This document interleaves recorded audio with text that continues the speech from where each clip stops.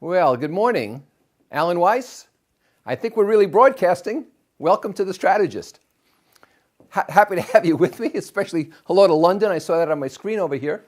And so we're glad you're here. Gary Hallquist is shooting video. I have Dr. Richard Citrin, who wandered in, PhD. We have Bentley Weiss, AKC. And so we're loaded house here. So we're going to spend about the next hour talking to you about strategy, a very popular topic. It was requested by a lot of people. And consequently, you can also watch this later. There'll be a recording which you can log into. I'm going to talk about strategy as an overview first, and then I'm going to get into, in the latter part of my presentation, what I call a quick strategy. So I can see myself on the screen over here. We must be fine. Type in your questions. If you like, I will refer to them several times. And the good thing is I can choose to answer the ones to which I know the answers and not the others. And so, first, let's define strategy. Strategy is a framework within which decisions are made that influence the nature and direction of the business. I got this definition from Ben Trigo and John Zimmerman, who wrote Top Management Strategy in the 80s.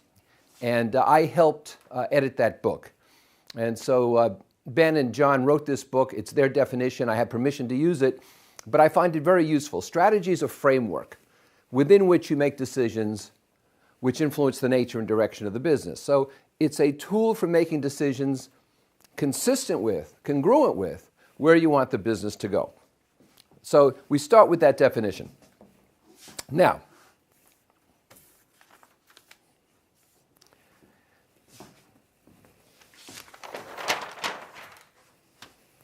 overview. Values and mission create a vision for a company. I'm using this a little different from the way you might normally hear it. So, values are beliefs, what we believe in, and mission is our raison d'etre. So Merck, with whom I worked for 12 years, had a raison d'etre of bringing the greatest in scientific research against the greatest areas of human health need. That's what Merck did. Now, my asterisk here refers to this. Culture is that set of beliefs which governs behavior. So I am not talking about artifacts. I'm not talking about touchy-feely. I'm not talking about arcane looks at what constitutes a corporate culture. I'm talking about, very simply, that set of beliefs which govern behavior. That's, to me, what culture is.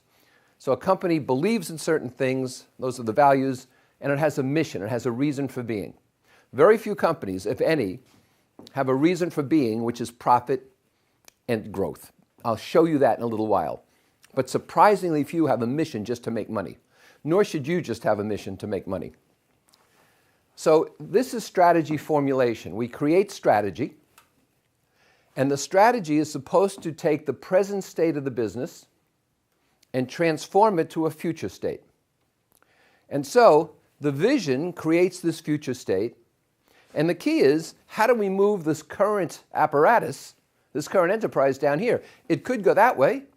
It could go this way. We want it to go that way. Now this, of course, is a moving target, especially today. And this is why, and you'll hear me say a little later, the whole aspect of setting strategy for 5 years out or 10 years out is moronic. Doesn't work anymore. It hardly worked in the 50s. It certainly doesn't work today. So this is more and more a moving target, more consistently a moving target. So the role of strategy is to take the business, the enterprise, the organization, and move it toward that future state, that moving target. In here are people, structures, and processes. The people in the organization, the way they're put together, which would be structure, okay? The people, the way they're put together is structure. And the way they interact would be the processes. So formulation takes place out here. It's rather pristine. Implementation takes place in here. Strategies do not fail in their formulation. Strategies fail in their implementation. And that's why the big money, and many of you have heard me say this in a variety of workshops or places, the big money is in strategy implementation, in making the darn thing actually work and invest the organization in the right kind of movement and so forth. But those are the distinctions. That's the overview of what strategy looks like. To move the organization, I mean, it's easy enough to say, well, we have to move the organization. Let's create a strategy. The heart of strategy, as I'll present it to you today, again in this overview, is what's called the driving force. Now, the driving force is a strategic area that most impacts the business. We've listed here, I've listed here, 9 strategic areas. You might want a 10th or 11th. 9 strategic areas, one of which will be the overarching motive power for the business. The problem being that many organizations have a driving force and don't know it. They have a default driving force. All organizations have a driving force. The key to strategy that I want to convey to you today is making sure it's conscious, because you cannot make decisions that create and influence the nature and direction of the business unless your driving force is conscious. So organizations might have a conscious driving force, which might be the wrong one, or they might not even think about driving force, which means they have one and they don't even realize it. Now, I'll give you some examples. The first one is products and services. These are in no particular order. Products and services. Don't mind the security system here. So products and services, that might be Ford. So Ford makes cars. And there's a goose out here which is causing the havoc. Ford makes cars. You will not find in the Ford R&D factory a train or a plane. Years and years ago, Ford made an airplane, a tri-motor plane. But now you'll find cars, and Ford makes cars. Now, they might be looking at alternative means of motive power for the cars. They might be looking at electric versus internal combustion engines, but Ford makes cars. Richard, could I ask you to move them maybe outside the kitchen there? Thank you. This is why I have people. Thanks, Richard. So, Ford makes cars. Their driving force is cars, and traditionally, the CEO of a car company comes up through the car company. All right? They're not people who were brought in for some other reason. So, this is a product-driven company, Ford, and the next category is market served. And market served might be something like Gillette. And you would classify Gillette as making what? Men's toiletries. They make shaving cream. They make razors. They make aftershave. Now, maybe they've gone into some women's cosmetics or toiletries too, but Gillette has traditionally been a men's toiletry market. That's what they've done, and that's what they're good at. They make razors and blades and so forth. Playboy, back in its prime, would have been a market-driven company, and they defined their market as males between, I guess, 18 and 40-something at the time, who considered themselves hip and upscale and wanting to know the latest about music and art, and by the way, you know, look at pictures of women. Now, that's what I'm told. I don't know, but could have been Playboy. Technology, I would put down Dyson.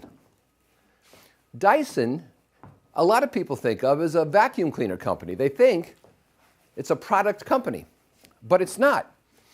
If you've been in any public restroom, an airport restroom, and you find these tremendously effective dryers, the dryers are made by Dyson. And Dyson is really in the technology business of airflow. They are experts at moving air, hence vacuum cleaners and hand dryers. But they also, for example, can make hair dryers. I don't know if they've done so yet, but they certainly can.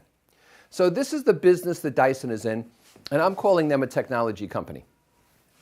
Next, we have natural resources. Now, in the old days, you know, this might have been something like a copper mine. Kennecott Copper would have been a natural resource company. A coal company would have been a natural resource company.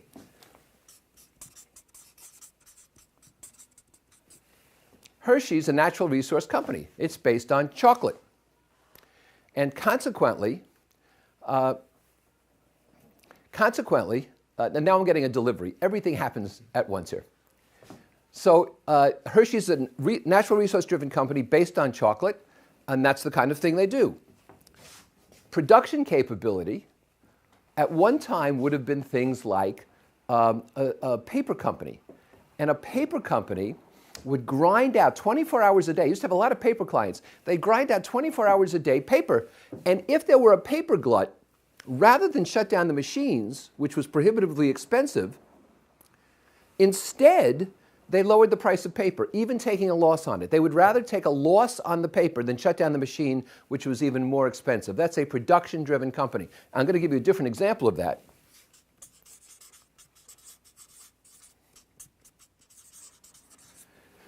Many training firms, not consulting firms, not professional services firms, training firms, have been production-driven, and that is the more stuff that they can create and ship off the loading dock physically or virtually ship online, the happier they are. So it's not really about a market served. It's really about getting the stuff off the loading dock. When I worked in Princeton, and we were shipping hard copy materials, we wanted to get the materials off the loading dock into our customers' hands because that's when we could take revenue credit. And so that's a production-driven capability. I was doing a workshop in London not too long ago, and one of my good buddies from Ireland was there, and he suddenly said, oh my God. I said, what's wrong? He said, I'm a production capability consultant.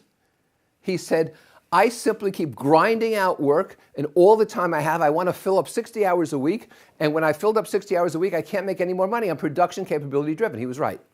And you have to change that. Value-based billing is the antithesis of production capability. Method of sale, that would be typified by a catalog company. They send you catalogs, you get them in the mail, or you get them electronically, and you browse through, and you might order something.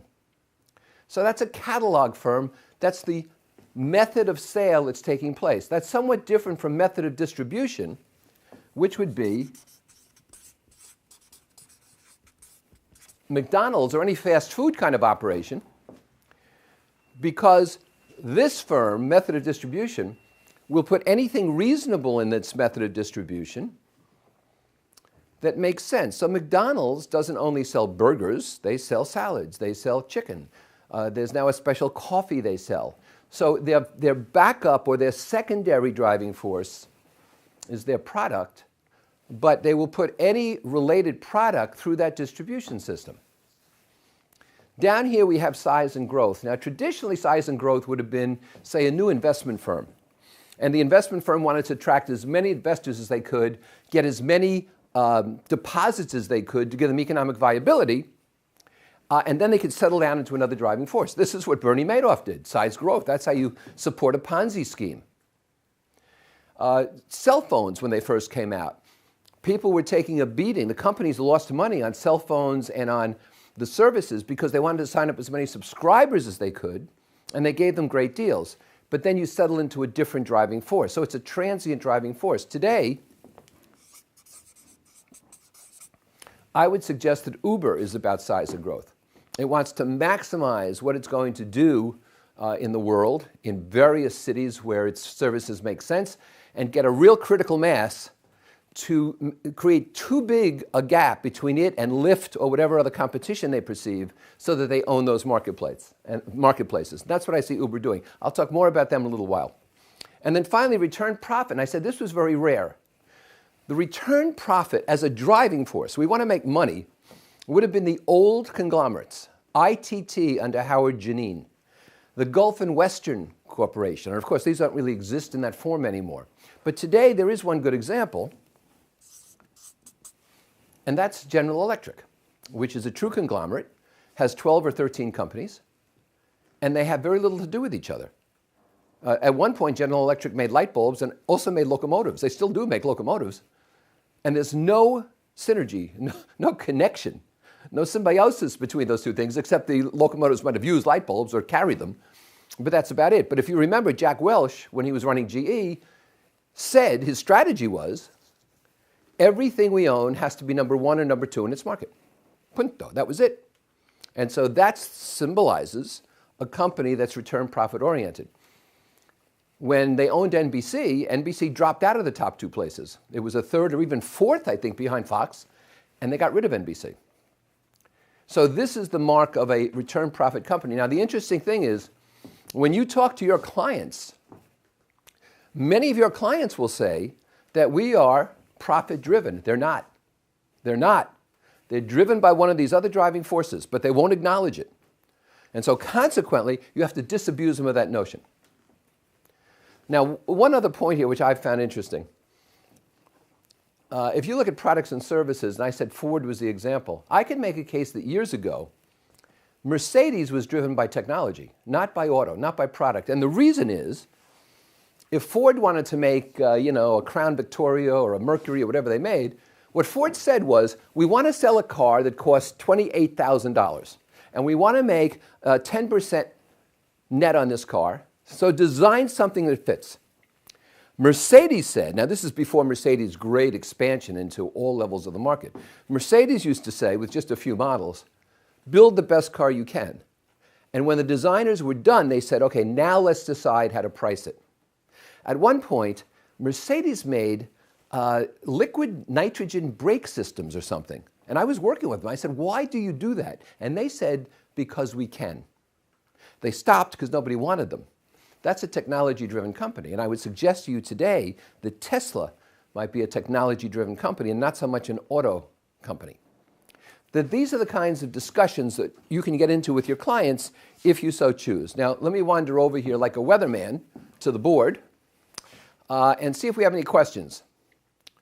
Sound check, good morning, howdy from Atlanta, hello. I don't see any questions over here, so I'm going back here. Don't forget, you can type in a question where it says say something if you like. All righty, now, what would one of my endeavors be without a double-axis chart? And here you have one. Clear strategy, unclear strategy. Effective tactics, ineffective tactics. So, let me suggest to you that if I were doing this in a workshop interactively, I would be asking you, who do you think belongs in each quadrant? But rather than have you pair up and do that, since you'd have to travel to different cities, let me suggest some things. There's not much question that Apple belongs up there, at least in my mind.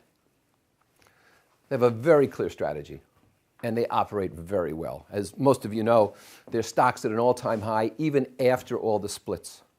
They are worth more than JP Morgan Chase and Exxon put together.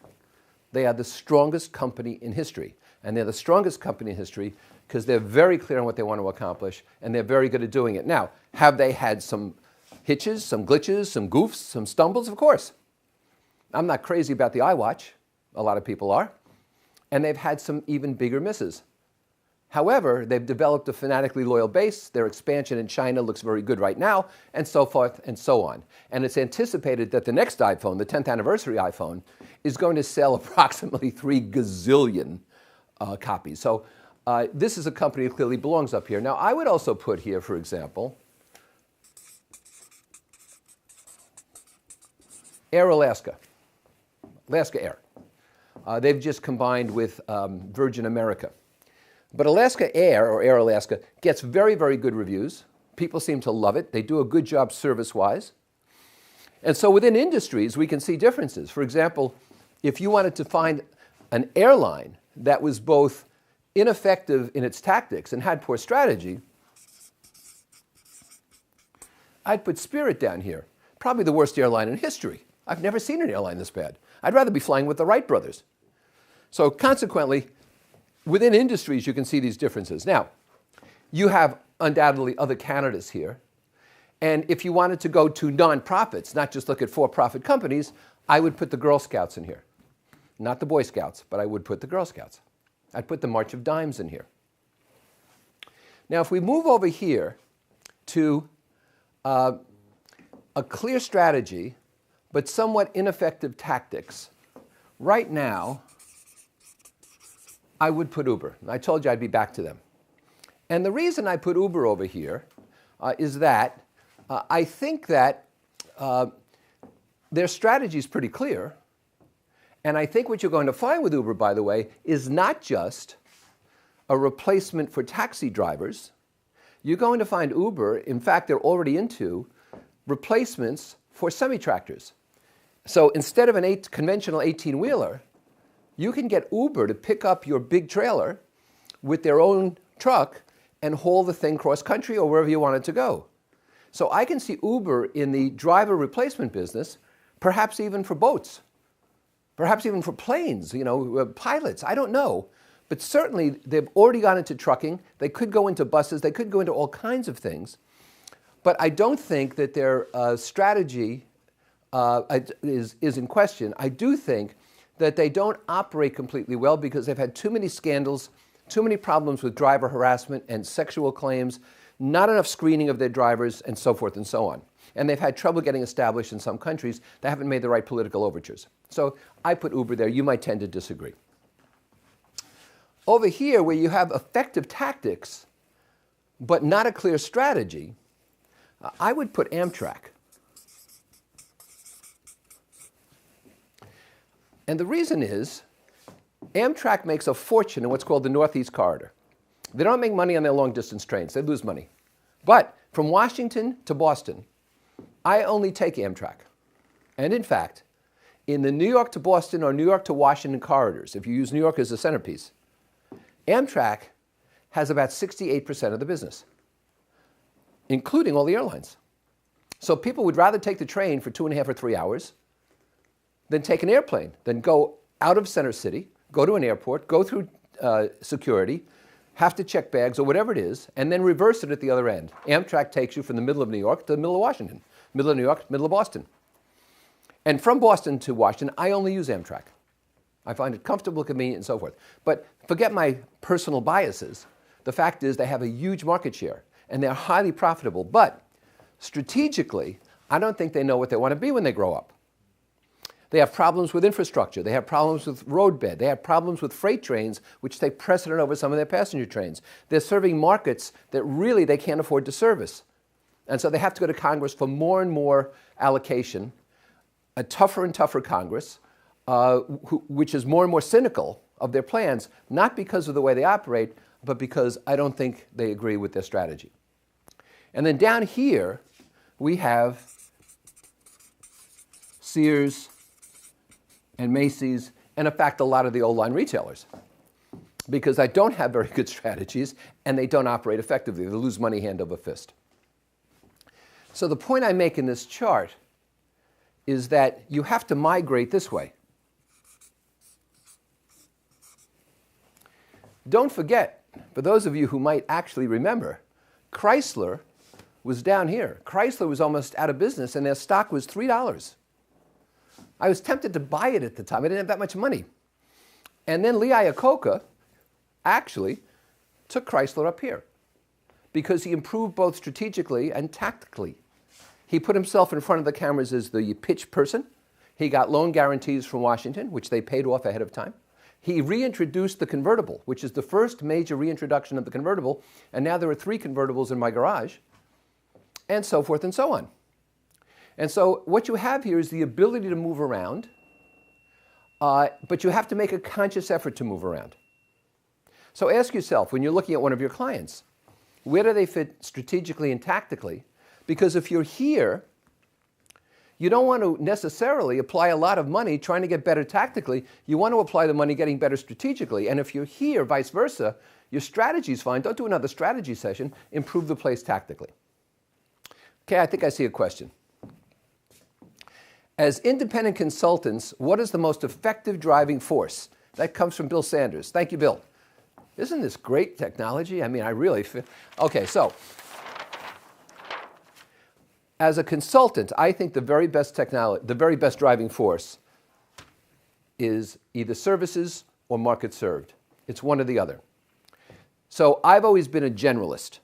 So for example, Bill, as a generalist, I would be services provided. However, if you wanted to work within a marketplace, if you wanted to work within the food industry or the hospitality industry, or some of you work within philanthropy, whatever it is, then you would be more market served.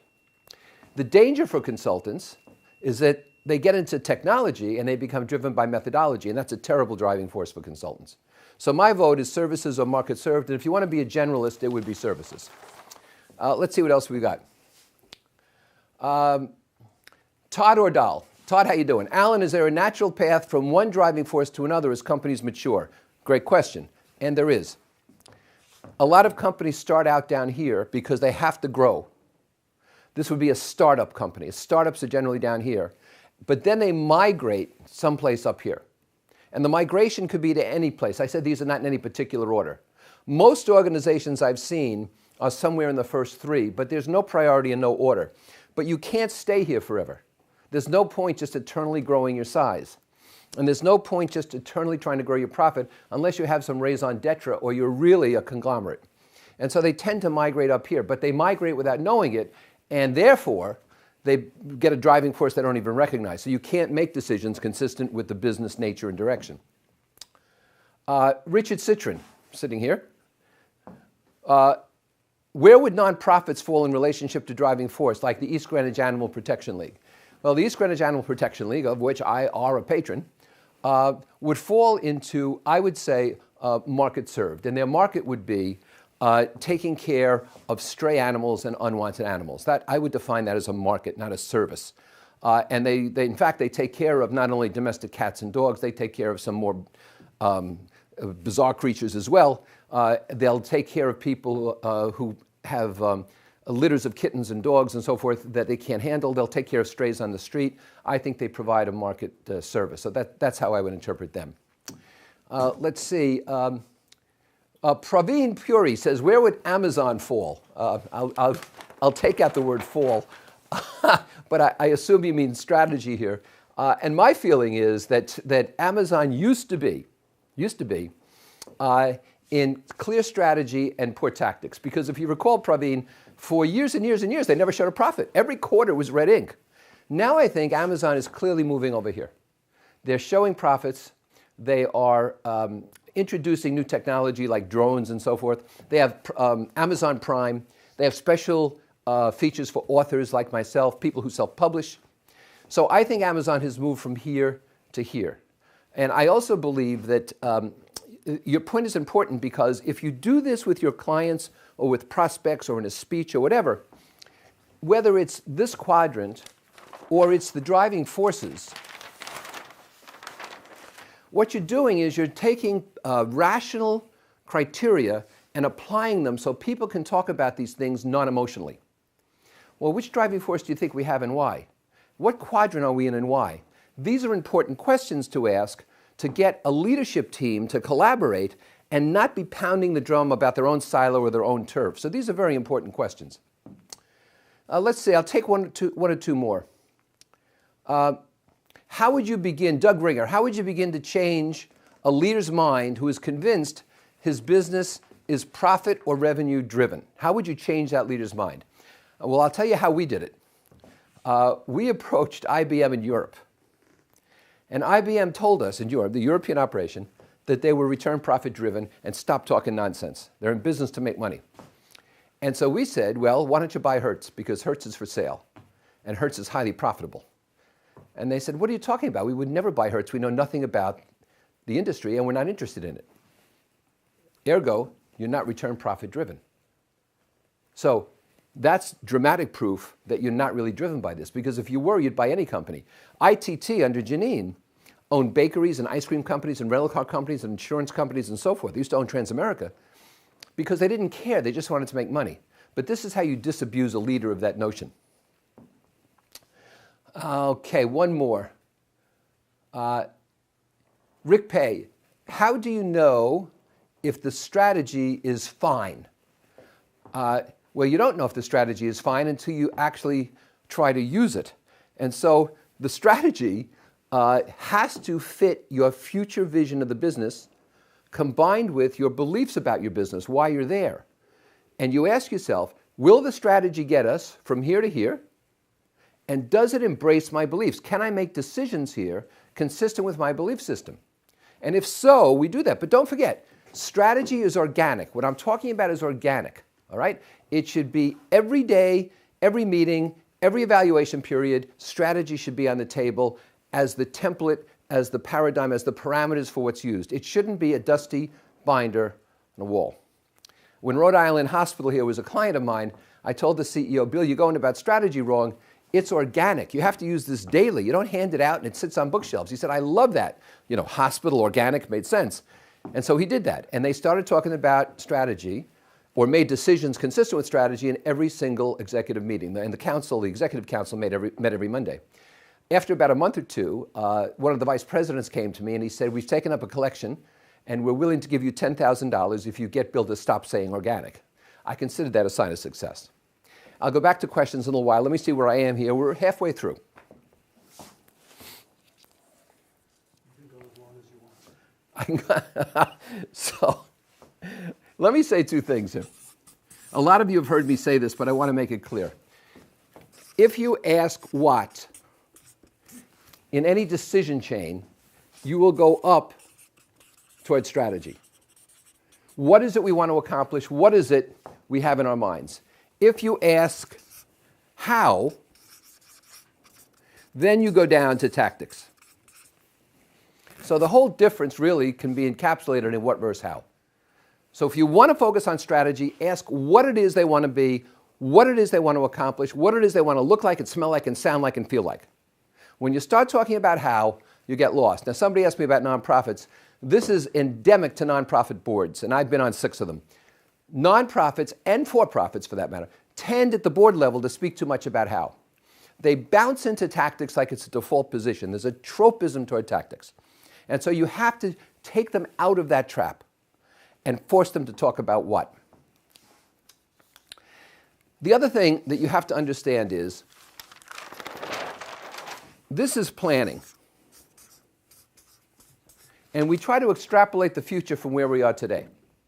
So in planning, let's just take the sales operation. The sales team is told, well, we had a good year. What can you do for next year? And the sales team says, well, we get bonuses for exceeding our commitments. We don't want to get too high. We can improve by, well, probably improve by 8%. Let's tell them 5. And then the sales manager gets this, and the sales managers say, they said 5%. I don't really trust them, and my compensation's based on this. Let's say 3.5%. And then goes to the vice president of sales, and he says 3.5%. She says, we'll make it 2%. So now you've got R&D and sales, and you've got marketing, and you've got service, and all these people reporting up a 2% increase for next year. And so the executives' hands are cuffed. They're tied. And this is what happens. This is why planning kills strategy. It is why strategic planning is an oxymoron. So this kind of interpretation, planning your future, is not good. What you have to do is you paint a picture of your future. The whole aspect of strategy I'm talking about is deciding what we want to become, what we want to be, that's the what, and then saying, if this is where we are, how do we get there? And if it turns out it's too excessive, we can't think of how to get there, then maybe we lower it a bit. But see, once you start saying, well, how can we do that, you undermine strategy. So strategy implementation is the tough part. I said that earlier, because that's where the how comes in. But to formulate strategy, you paint a picture of the future and decide who and what is in there. Now, I talked about strategy being organic. I've noted some dangers here in trying to create a truly useful daily strategy. Number one is I talked about the book on the shelf. Strategy is a 3-ring binder and it goes on a shelf. I was with the Associated Press in New York and they called me in and said, our people are not being consistent with our strategy. I said, okay, where's your strategy? And they handed me this glassine folder with about 20 pages in it. And I said, fair enough. What do your people say when they get this? And they said, we don't give that to people. This is just for the executives. Can't make this up. Number 2, one of the dangers is there's no evaluation of executives based on strategy. They're not held accountable. And so the executives are looked at for quarterly numbers, right? And they're looked at for a fire that started yesterday. But they're not looked at for what they're contributing to this year's strategy. That's wrong. Number 3, there are no accountabilities. It doesn't percolate down. And so the CEO has to hold the vice president's feet to the fire, have to hold the director's feet to the fire, hold the manager's feet to the fire, right down to the call centers. Everybody has an accountability. Next, there's no immediate gratification in strategy. It's not like solving a customer problem. It's not like selling a new product. So people give it short shrift.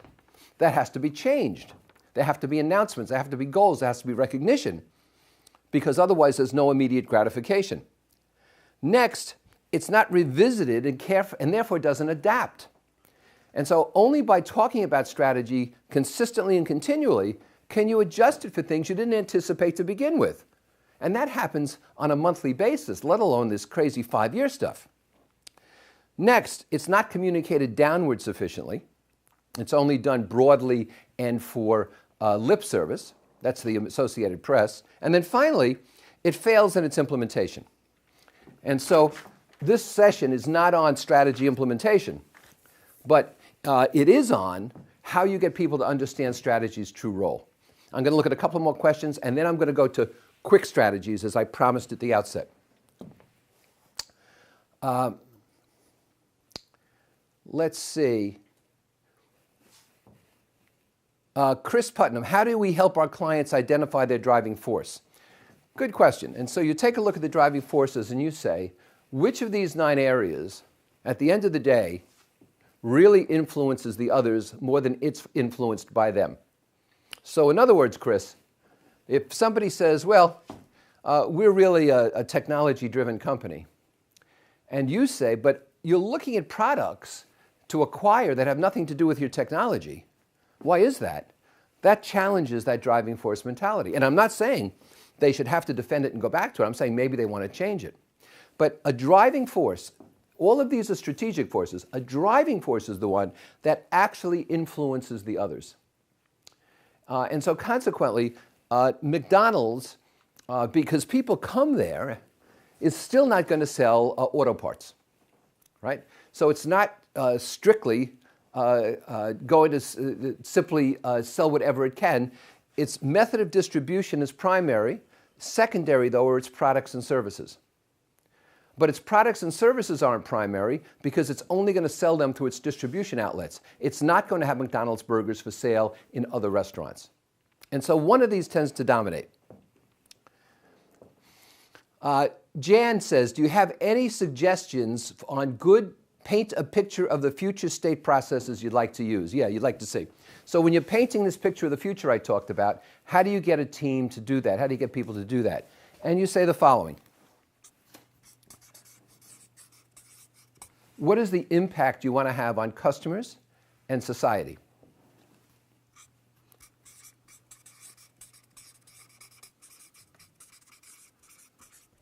What are the relationships you want to have with your employees, with customers, clients, and with the community?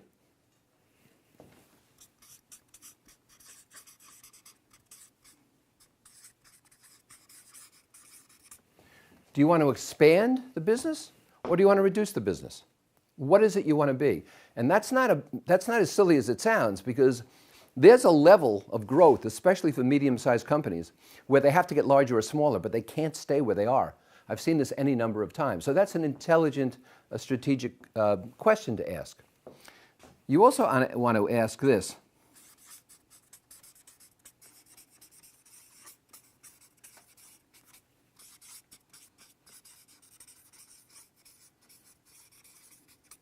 What innovation will we support?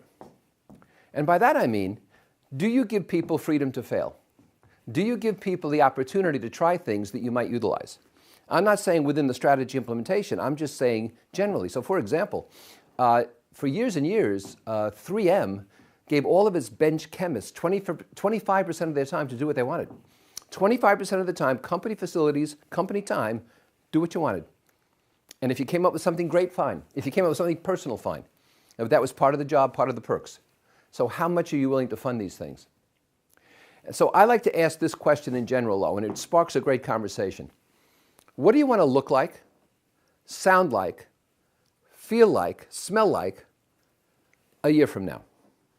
If you had your ideal, what would your future state be? And see what people say about that.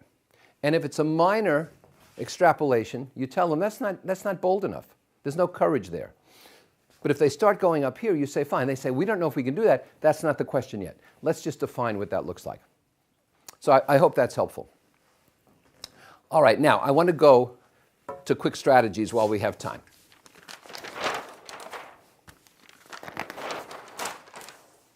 A lot of you have seen this, and I established this strategic profile in my third book, which came out somewhere around 1990-91, Best Laid Plans. And this is what I call a strategic profile. Your organization, your client's organization, or you, can be competitive, distinct, or breakthrough. Competitive, I mean as good as the next person. That's competitive. You're as good as the next person. When I ask a lot of people, where are they say to the left of competitive. Not good. You know, by the way, where do you think most American companies are? Probably most companies in Canada and the UK. Where do you think most of them are? Most of them, in my opinion, have been here. Okay? They operate pretty well. They don't have good strategies. We asked this question in Milan, and we said, where are most Italian companies? They said, quadrant 5. So competitive is as good as the next person. Distinct means you have a leg up. You have a distinguishing characteristic, a distinguishing feature that's distinct. And breakthrough, state of the art, nobody near you. Now, I would contend that you have, and your customers, your clients have, products, services, and relationships. A product is a paid-for tangible. A service is a paid-for intangible. And a relationship is a non-paid-for intangible.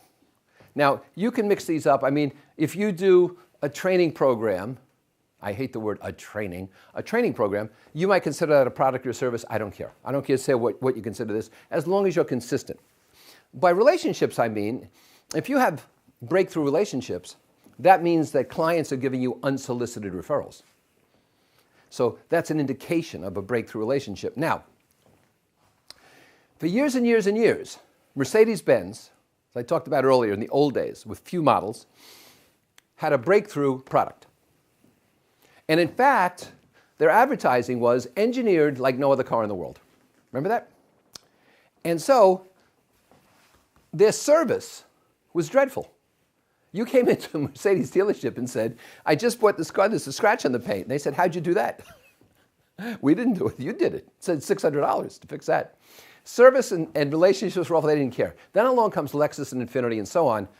Maybe not as breakthrough a vehicle, depends on your point of view, but certainly high service and high relationships. And suddenly Mercedes was getting its lunch eaten. And so Mercedes changed its tune. And Mercedes began to talk about the romance of Mercedes. And they had advertisements, instead of engineered like no other car in the world, of these German engineers singing, you know, the Mercedes songs from years ago and the racing legends. And they were trying to build more of a relationship. And the reason is this. In tough times, tough economic times, if all you have is breakthrough product, you do not get the benefit of the doubt. If you don't have services and relationships that matter, people will abandon you. If you do have these, people will stay with you. And so the benefit of the doubt is in service and relationships. Similarly, if you make an error, and people make errors, if you have the benefit of the doubt, people will stay with you. So Volkswagen right now might or might not have the benefit of the doubt. They're in a real jam. Wells Fargo, real jam. Remember though when Netflix lost 600,000 customers in a heartbeat because they changed their pricing? 600,000 customers. They said Netflix is done. No, Netflix is awfully strong today. They regained their customers, changed the way they were doing things, changed their strategy. Another example, I don't know, 30 years ago, American Airlines came out with the American Advantage program, frequent flyer points, right away a breakthrough relationship. Why a breakthrough relationship? Didn't cost you anything. You still bought the airline ticket, you didn't have to spend any more money, and you got points to travel. So 35 minutes later, United comes out with its program, and then Delta and US Air and so forth. And now we have hotels on these frequent stay programs, restaurants on frequent dining programs. Your credit card probably has affinity programs connected with it. It became the rage. And so this started to slide. The movement is right to left. The tropism is right to left. Things get smaller, they get cheaper, right to left. And so strategically, if you say, today, that's my profile, if you were to say that, and you don't want to be breakthrough in everything. A drug firm, Pfizer, Merck, they have to be breakthrough at product to make it. But not everybody does. They didn't need breakthrough attorneys. You don't have to be breakthrough in everything. But if that's where you want to be today, and tomorrow you want to be here, future, you have to ask yourself, what do I have to do to get to there tomorrow? What do I have to do to get to there tomorrow? And what do I have to do to sustain that tomorrow and avoid sliding to the left? This is why strategic implementation requires innovation. because of this quick chart. You'll slide from right to left unless you innovate. You cannot maintain where you are or improve by merely fixing things. And so innovation is a key on the fly very quickly to successful strategic implementation. And you have to help your clients to innovate when they implement. That's the difference. And you can see that quite readily here. Now, for those of you who want to, you could chart out your own territory here and say, this is where I am today, this is where I'm going, and then decide, how do I get there? You could do that as soon as I'm off the air here, or you could do it right now and ignore me. I will not know. All right? So this is my quick chart on how you can get a quick strategic profile. And here is my little spider chart on a much more personal or business profile, which you can also do very quickly. So I happen to write this many lines. A lot of you have seen me do this. I can set strategy with anyone well within an hour. But it doesn't matter how many lines you have or what the factors are. I'm going to give you some ideas. I'm going to call this profit. I'm going to call this stock price. Here we have growth percentage, succession or depth, market share,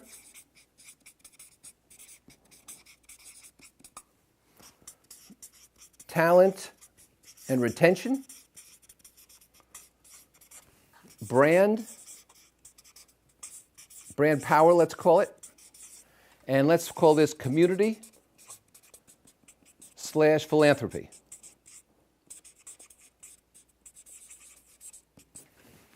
And so what I would ask you on this chart, and obviously you could do this with a small business or a large business or for an individual, if this is 0 and the periphery is a 10, and a 10 means you've consistently done this, and a 0 means you never do it satisfactorily. And again, just like you don't want to be breakthrough in everything, you don't need to be 10 in everything. But if your stock price is not where you'd like it to be, and you'd give that about a 6 today, and you'd give your growth percentage something here and something here and something here and something here and something here, and then you'd say what you'd like to do in the future looks more like this. Some things staying where they are and some things improving. Then you could say, well, here's my future. And here's my today, my present. And so the question is, not how do I improve in each of these, but what patterns do I see that can help me improve in them as a whole? So rather than say, well, let's improve our growth percentage at the cost of not doing anything about talent retention, that's kind of silly. Instead, I'd ask, what factors would improve our stock price and our growth percentage and our ability to retain talent? Probably improving our brand still more, because that will attract talent, keep our current talent here, and also improve our ability to sell and our market share. So this is just a quick way to look at either a personal strategy or a small business strategy that I think can be very instructive. I turn back to questions. Roger Brown, Alan, how do you challenge the company status quo thinking and keep them from killing you, the messenger? Well, here I am, still alive. As Marshall Goldsmith says, we wrote this book together, and he says, the two of us are circling 70, is the way he put it. I sort of like that. I don't want to circle too far.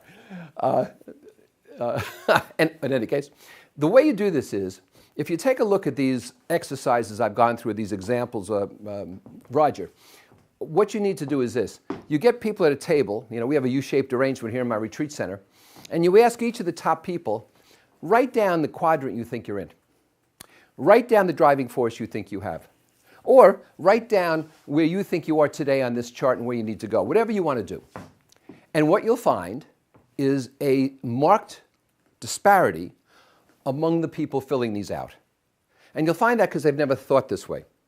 And once you do that, I mean, nobody might put the company in quadrant 4, and don't have people sign these. You collect them anonymously. Once you go, if 2 people are in quadrant 3 and 4 people are in quadrant 2 and 2 people are in quadrant 1, I've seen the CEO jump up and say, who says we're not in quadrant 1? How can this be? And I would say, it doesn't matter who says it. What's important is it's being said. Don't you think you all ought to agree on the quadrant you're in and why, factually? Remember I said this takes factual evidence and replaces emotion, so that you can make intelligent decisions about the future. Or there are 12 of you in this room and you picked out 4 different driving forces. That says to me that you're making decisions that aren't in concert with each other, let alone the strategy. Don't you think we need to resolve that? And so the way you get people to change is to show them the empirical truth, the empirical facts, that in fact, indeed, they're not on the same page.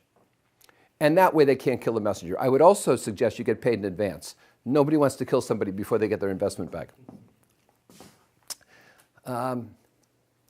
Kathy McLaughlin, in today's collaborative team environment, how do you avoid strategy by committee? I will depart from my usual mantra that you don't want to deal with committees, you want to deal with buyers, because strategy by committee is how strategy works. But who should be on the committee? The committee should be the very top people in the organization. So when I worked with the American Institute of Architects in Washington, they had a 54-member board, and they said, we want you to set strategy with us. I said, well, yes and no. I'll set strategy with you, but not with 54 people. Superman couldn't do that. I'm not doing it. They said, well, how many people do you need? I said, 12. And they said, how do we pick 12 out of 54 without hurting feelings? I said, you establish an executive committee. I don't care what criteria you use, so long as the president of the board is on it, the chairman of the board, and the executive director of the association are on it. I don't care who else you put on it, come up with some criteria and make it rotating so everybody's happy. And they did. And we set strategy with those 12 people. So you must set strategy, in fact, with a committee which is responsible thereafter and accountable for implementing it. So don't avoid strategy by committee. You need people's buy-in. You need, even in a small business, you need people's buy-in. And so it's okay to establish strategy if those people helping to establish it will have clear and specific accountabilities.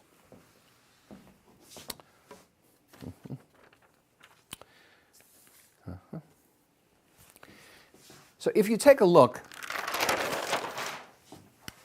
at another one of my inevitable charts, and we take a look at why strategy fails in its implementation, it's because you need vision and talent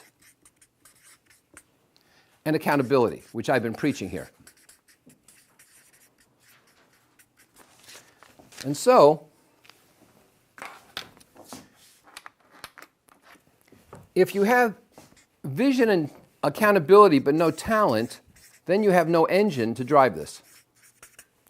If you have vision and talent but no accountability, then you have no enforcement.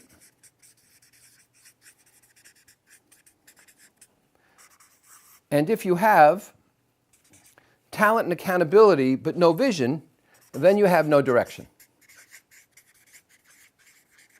So you need the talent to do this, and you can help with the talent by following some of the principles I've laid out here.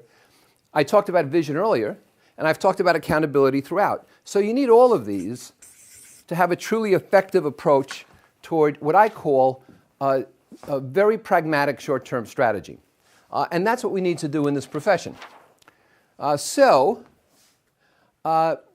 David Knorr, the toughest strategy engagement you ever worked on, what it made it particularly challenging? Thanks. I'm going to talk about 2, one successful, one unsuccessful. The unsuccessful strategy assignment was with Burlington Industries and a guy named Klopman who ran it. Klopman was a mill manager, and he managed to take over the company. And Burlington at the time had 22 mills. He fired 20 of the general managers. We came into his top staff in New York, and he was a tyrant. Think of, was it Al Dunlap, Chainsaw Al? He was a tyrant. He was obscene. He threw people out of meetings. He said to the financial guy, you don't have the figures. It's the only reason we have you here. You're pathetic. Laced with obscenities. And after the first day of this, I said to Ben, with whom I was working, why do people stay here? And Ben said, because they're weak. No strong person would take this. And the next day, when nothing changed, we said, we're not going to finish. This isn't working. Because it was management by tyranny. The toughest one I had that worked extremely well was a $1.5 billion construction outfit in Detroit, Michigan. where the founder had died and his son had inherited the business. And his son was quite good. And his son had a top echelon of 5 people. And we found as we went through the strategy that one of these people who was the president, he was the symbolic president, he had responsibilities, but they didn't really need a president, was a problem in that position because he was trying to insert activities for the president that made no sense. He just should have been one of the 5. So we had to sit down with the owner and the CEO and say, and this was a guy who asked to work with me who actually found the client but didn't know strategy, and so he worked with me to learn strategy. We said, the president has to go. He has to get out of the position, and as many of you know, we're consultants, you can't demote people effectively. And so we said, give him some great package, but a year from now he's got to be gone or sooner. And the CEO, to his credit, it was very tough for him. They'd been working together for 25 years. He did it. And that's what gave vibrancy back to the business. So that was tough, but that one worked. And that's what you have to be as a consultant. You have to be just tremendously, tremendously honest and keep your client's best interest in mind. We have about 4 minutes left. Coming attractions. I'm going to do The Innovator on April 18th. Same kind of setup. I'm so happy we worked so well today with this. So April 18th is The Innovator. And I talked about innovation today. So the method to my madness is I'm going to show you how to innovate, the 7 sources of innovation, how to create what sounds oxymoronic, methodical innovation. I'm going to show you this. My first book was on innovation, and it went on to the curriculum of the Wharton School and 3 other schools, and it's still available today from 1988. So maybe I knew what I was talking about.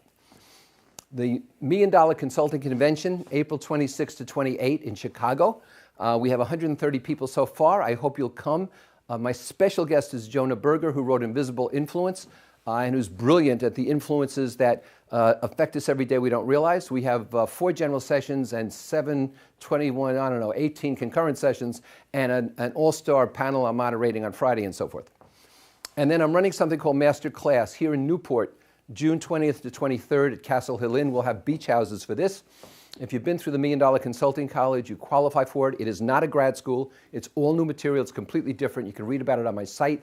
But if you think you might qualify and haven't gone to the consulting college, just write to me. I've already accepted 2 people who didn't go to the college, but whose growth makes sense to be in there. This will be a very small group, so I wanted to remind you all about that. Finally, this new book I've done with Marshall, Live Storming, is coming out May 1st. I learned just this morning. You can pre-order it on Amazon right now. This is a tremendously exciting book, maybe a breakthrough book. It has already been purchased for foreign rights by the Koreans. I have 3 books now in Korean, way ahead of the release date, which is very unusual. We're very proud of this book. So I hope you take a look at Amazon, get their good price on it. Life Storming by Marshall Goldsmith and by me. I hope that this worked well for you. I hope doing this and the relaxation of wherever you are works well. I want to thank you very much for being here. I hope you'll attend the future sessions. If you've only signed up for one today, I hope you liked it. You'll sign up for some more. But in any case, I think this is the future. It's tremendous fun for me. I want to thank Gary for the technical help. I want to thank Richard for the canine help. And I wish you all the best. All right? You can watch this with the same information I gave you. You can watch the recording as often as you like. Thanks for being here. I'll see you again.